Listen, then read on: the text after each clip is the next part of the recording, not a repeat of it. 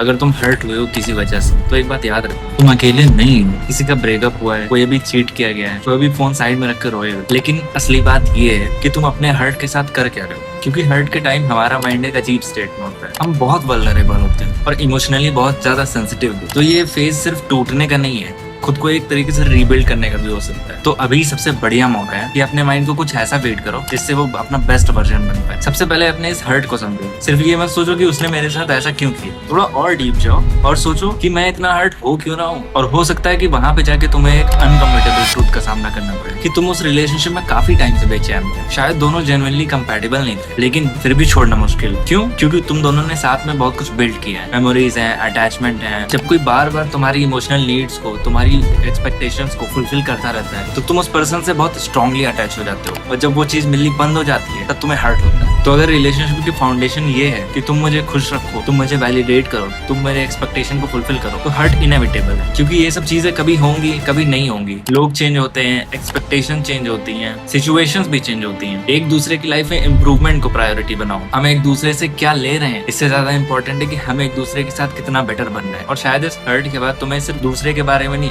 अपने बारे में भी सोचना चाहिए। अपनी लाइफ में कुछ ऐसा रखो जिसके लिए तुम खुद जेन्युइनली एक्साइटेड हो। कोई हॉबी हो सकती है, कोई करियर हो सकता है, कोई स्किल हो सकती है, कोई बिजनेस हो सकता है, कुछ क्रिएट करना हो सकता है। क्योंकि जब तक तुम्हारी रिलेशनशिप तुम्हारे वैलिडेशन का, तुम्हारी हैप्पीनेस का सोर्स बनी रहेगी, तब तक उस रिलेशनशिप का हिलना तुम्हारी पूरी लाइफ हिलना हो जाएगा। और अगर तुम्हारे पास कुछ आगे देखने के लिए नहीं है, you don't have something to look forward, तब तक तुम यहाँ पे अटके ही रहोगे और यहाँ से आगे नहीं निकल पाओगे। वो तुम्हारी पूरी आइडेंटिटी की तरह बना रहेगा, तुम्हारी स्टोरी का सिर्फ एक चैप्टर नहीं रह जाएगा। यहाँ से आगे निकलोगे तब सिर्फ एक चैप्टर की तरह इसको देख पाओगे। यहीं पे रहोगे तो यही लाइफ रहेगी तुम्हारी। ये यही चैप्टर है जिसके बाद तुम्हारी एक्चुअल ग्रोथ स्टार्ट होनी है। अगर तुम्हारे किसी दोस्त को भी किसी हर्ट से गुजरना पड़ रहा है तो वीडियो सेंड करो उसको।